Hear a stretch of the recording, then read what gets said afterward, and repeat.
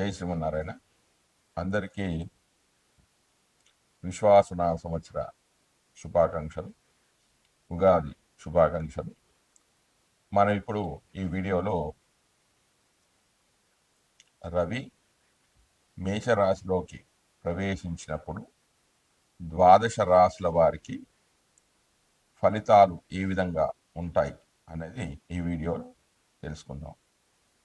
అంత ప్రాముఖ్యత ఏమిటి అంటే, మేషరాశిలో రవి స్థితి చెందడం అంటే అది రవికి అది ఉచ్చరాశి. అంటే కేవలం మొత్తం 30 డిగ్రీలు కాదు, మొదటి 10 డిగ్రీల్లో మాత్రమే రవి కానీ కుజుడు కానీ మొదటి దృక్కాణంలో మాత్రమే శుభ ఫలితాలు ఇస్తాడు. మిగిలిన దృక్కాణం అంటే 10 డిగ్రీలు. మొదటి దృక్కాణం అంటే 10, రెండవ అంటే మళ్ళీ 10 నుంచి 20, మూడవ దృక్కాణం అంటే 20 నుంచి 30 డిగ్రీలు.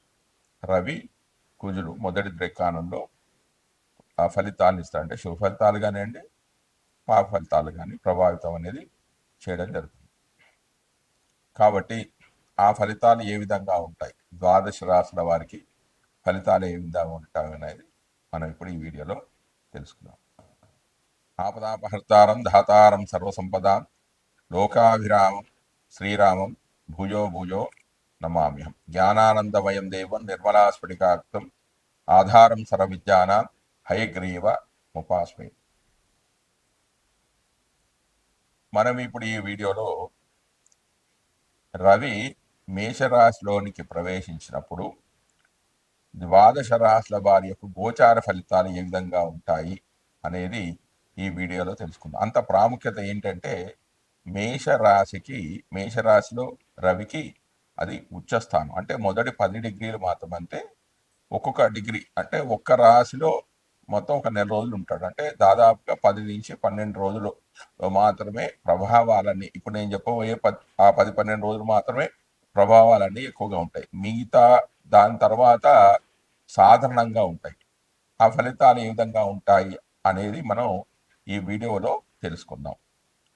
ముందుగా అసలు రవి కారకత్వాలు ఏంటి, రవి యొక్క స్వభావం ఏంటి అంటే, చేతశుద్ధి రమాభి మాన జనకాత్మజారోగ్యదా శక్తిధి కార్యోజాంసి కటు ప్రభావ దహన ఉష్ణోకృతు మర్తప రాజ్యం రక్త పటు చతుష్పాదుతనే ముక్తాఖ పోవృద్ధత ఓమేక్ష శుచిరక్త కంటక తరు జ్ఞానోదయ భారవే. అంటే ఇది భావమంజరి 42వ శ్లోకంలో చెప్పారు. ఏమిటి అంటే, ఇతరులకు అపకారం కోరని మనశుద్ధి, ఇతరులకు ఎప్పుడు కూడా చెడు చేయడు. అంటే రవి బలంగా ఉన్నవాడు. ధన ప్రాధాన్యం అధికమైన ఆత్మాభిమానం ఉంటుంది. ఆత్మాభిమానం, సెల్ఫ్ కాన్ఫిడెన్స్ అనేది ఎక్కువగా ఉంటుంది. తండ్రికి కారకుడు ఆత్మ, తన మీద తనకు నమ్మకం, ఆరోగ్యానికి కూడా కారకుడు. అంటే రవి మంచి స్థానంలో ఉన్న వారికి ఆరోగ్యం చాలా బాగుంటుంది. బుద్ధి బలం ఉంటుంది. బుద్ధి బలం, కార్యనిర్వహణ శక్తి ఉంటుంది. ఓజస్సు, కటువుగా ప్రవర్తించడం. కారం అంటే మిరియాల కారానికి రవి, మిరపకాయ కారానికి కుజుడు కారకుడు. ఇతరులపై ప్రభావం చూపగలడం.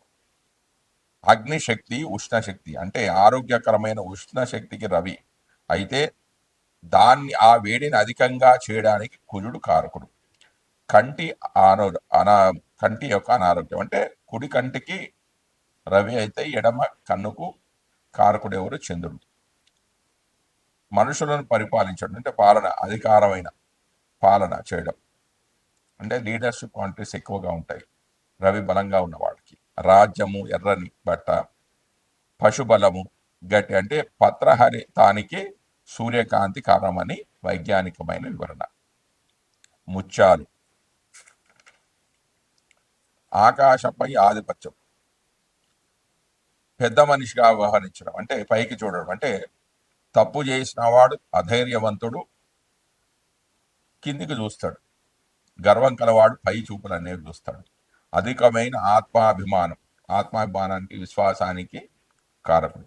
పవిత్రత, ఎరుపు రంగు, ముళ్ళ చెట్లు, జ్ఞానోదయము, పలువురు చెప్పిన విషయాలన్నిటినీ కూడా సమన్యాత్మకంగా ఆలోచించి కొత్తదనంతో కూడిన ఆలోచన చేయడం రవి కారకత్వాలకి చెందింది. శరీర కారకత్వాల్లో ముఖ్యంగా హృదయము, రక్త ప్రసరణ వ్యవస్థకు రవికి ప్రత్యేకమైన స్థానం ఇవ్వడం అనేది జరిగింది. అంతేకాకుండా ఆధ్యాత్మిక అంశాలలో శరీరం ఏర్పడడానికి మూలభూతమైన ఆత్మకారకం రవికి ఆపాదించడం జరిగింది. నిరంతరం తన చుట్టూ అన్ని గ్రహాలను అంటే అన్ని వ్యవస్థలను తిప్పుకుంటూ వాటికి కావలసిన పోషణను అందిస్తూ తాను జ్వలిస్తూ వెలుగుతూ ప్రాణభూతమైన రవి ఆత్మకారకుడిగాను శరీరంలో హృదయ కారకుడిగాను నిర్దేశించడంలో ఔన్నత్యం అనేది కనిపిస్తుంది. హృదయం ఆగిన, ఆత్మ వెళ్ళిపోయిన శరీరం అనేది మరణిస్తుంది, చైతన్య హీనము అవుతుంది, అన్ని రకాల వ్యవస్థలు వెంటనే నాశనం అవుతాయి. అందుకే రవి అన్నిటికీ కూడా కేంద్రం. హృదయం కేంద్రం కావడం కూడా అటువంటిదే. అందువల్ల హృదయ కారకత్వం రవికి ఇచ్చినట్లుగానే హృదయ సంబంధమైన రోగాలకు, ఆత్మీయత లోపాలకు కూడా రవి కారకుడు అవుతాడు. ఎవరికైతే రవి పాపస్థానంలో ఉంటే వాళ్ళకి గుండెకు సంబంధించిన వ్యాధులు, ఆత్మీయత లోపాలకు అంటే బంధుత్వాలు లేకపోవడం, వారితో సరైన సంబంధాలు లేకపోవడం లాంటివి కూడా జరిగే అవకాశాలు ఉన్నాయి. ఈ ఆత్మీయత లోపాలకు కూడా రవి కారకుడు అవుతాడు. ఈ విధంగా కారకత్వాల నిర్దేశం జరుగుతుంది. ఏది లేకుంటే శరీరంలో మనుగడ లేదో అది రవికి సంబంధించింది. ఏ వ్యవస్థ జననం నుండి మరణం వరకు ఆగిపోకుండా పని చేయాలో దానికి సంబంధించిన అంశాలన్నీ రవికి ప్రతీకలవుతాయి. ఇక్కడ రవి ప్రత్యక్ష ప్రభావం కన్నా పరోక్ష ప్రభావం అనేది అధికంగా ఉంటుంది. ఇక ముఖ్యమైన విషయంలోకి వస్తే గోచార ఫలితాల్లో చూస్తే రవి 3, 6, 10, 11 రాసుల్లో సంచరించే సమయంలో మాత్రమే శుభ ఫలితాలను ఇస్తాడు. మిగిలిన సమయాల్లో అతడు సంచరించే రాశి దృష్టి ఉన్న సప్తమ రాశి విషయంలో జాగ్రత్తలు అనేవి తీసుకోవాలి. వేరు వేరు జన్మరాశుల వారికి రవి సంచరించే రాశి దృష్టి ఉన్నటువంటి రాసులు ఏ భావాలు అవుతాయో గమనించి వాటికి అనుకూలమైన ఫలితాలను నిర్దేశించాల్సి ఉంటుంది. రవి గోచారంలో వ్యతిరేకంగా ఉన్న సమయంలో అంటే అనుకూలంగా లేకపోతే ఈ 3, 6, 10, 11 స్థానాలు కాకుండా మిగతా స్థానాల్లో ఉన్నట్లయితే జాతకుడు ఎలాంటి ఫలితాలు పొందుతాడు అంటే అధికార ప్రభుత్వ సంబంధమైన సమస్యలు రావడం, అనారోగ్య లోపాలకు, మానసికమైన ఒత్తిళ్లకు అధికమైన అవకాశం అనేది ఏర్పడుతూ ఉంటుంది. మనం ఇప్పుడు వీడియోలో రవి మేష సంక్రమణ సమయంలో మీనరాశి వారి పొందే గోచార ఫలితాలు అంటే రవి ద్వారా పొందే ఫలితాలు తెలుసుకుందాం. మీనరాశి వారికి రవి ద్వితీయంలో సంచరిస్తున్నాడు. రెండవ ఇంట రవి సంచారం వల్ల కఠినంగా సంభాషించడం, ఖర్చులకు తగ్గ ధనం లేకపోవడం, కుటుంబంలో తగాదాలు, చేసిన ప్రయత్నాలు వృధా కావడం, సరైన సుఖం లేకపోవడం, కంగారు పడడం లాంటివి జరుగుతాయి. ఇంతేకాకుండా రవి తన సప్తమ దృష్టి చేత అష్టమ ఇంటిని అంటే 8వ ఇంటిని వీక్షించడం ద్వారా కొంత వ్యాధులు కలగడము, వాగ్వివాదాలు ఏర్పడము, శత్రుబాధలు పెరగడము, త్వరగా అలసిపోవడము జరగవచ్చు. అనుకోని సంఘటనలు జరగడము, దుర్వార్తలు వినవలసి రావడం, అధికంగా ఖర్చులు కావడము, అధికారుల ఆగ్రహానికి గురి కావడము, భార్యతో విరోధాలు వంటివి జరిగే అవకాశం ఉంది. అయితే రవి ఈ రాశిలో లోహమూర్తిగా ఉండడం చేత 50% మాత్రమే చెడు ఫలితాలు జరిగే అవకాశం ఉంది. ఈ రాశి వారు ముఖ్యంగా ఈ రాశికి అధిపతి గురువు కాబట్టి గురువుకు సంబంధించిన రెమెడీస్ చేసుకున్న ప్రతి మాస శివరాత్రి రోజున శివుడికి రుద్రాభిషేకం చేసుకోవడం ద్వారా మరియు ప్రతి ఆదివారం రవి హోరా సమయంలో అంటే ఆదివారం ఉదయం 6 నుంచి 7 మధ్యలో రవి యొక్క ధ్యాన శ్లోకాన్ని అంటే జపాకుసుమ సంకాశం కాశపేయ మహాత్యం తమోరం సర్వపాపం ప్రదోష దివాకం అనే మంత్రాన్ని చదువుకోవడం ద్వారా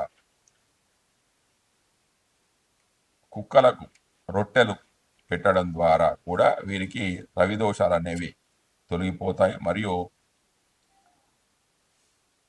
ఆపదుద్ధారక స్తోత్రం కానీ రాముడికి సంబంధించిన ఆలయాలను సందర్శించడం ద్వారా, రాముడికి సంబంధించిన ధ్యాన శ్లోకాలు చదువుకోవడం ద్వారా వీరికి రవి యొక్క చెడు ప్రభావాన్ని తొలగిపోయి ఆ యొక్క భాస్కరుడి యొక్క అనుగ్రహానికి వీళ్ళు పాత్రలయ్యే అవకాశం అనేది ఉంది.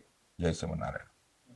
నేను ఇప్పుడు చెప్పబోయేది రెమెడీస్. అంటే ఎవరి జాతకంలో అయితే సూర్యుడు బలహీనంగా ఉంటాడో వాళ్ళు చేసుకోవాల్సిన పరిహారాలు ఏంటంటే శాంతి స్థానం. అంటే సూర్యుడు అశుభంగా ఉన్నప్పుడు అభిష్ట కార్యాలు సిద్ధించడానికై కాశ్మీర కేసరం అంటే కుంకుమ పువ్వు, యష్టి మధుకము, పద్మకం అంటే హిమాలయమున పుట్టు దుర్లభ జాతి వృక్షము, యాలకులు, మనశిల అంటే మనశిల అనియు అందరు దీన్నే మనశిల అంటే మనిషిల అని అంటారు. ఇది పేరుడు పదార్థాలు వాడతారు.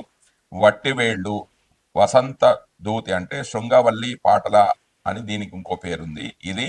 మరియు దేవదారు వృక్షాల యొక్క చెక్క, ఇవన్నీ కూడా స్థాన జలంతో అంటే నీళ్ళలో స్థాన జలంతో కలిపి నీళ్ళలో వేసుకొని స్నానం చేస్తే సూర్యుడికి సంబంధించిన దోషాలు అనేవి పరిష్కారం అవుతాయి.